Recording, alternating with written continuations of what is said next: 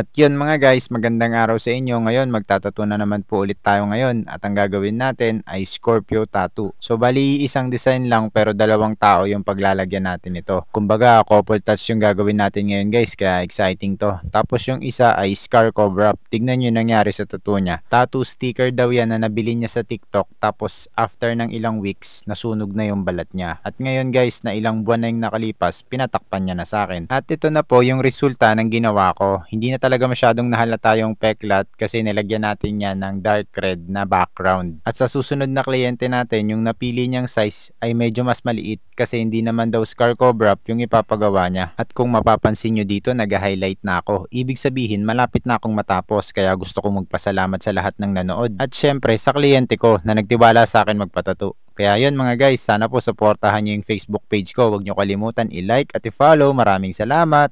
Bye!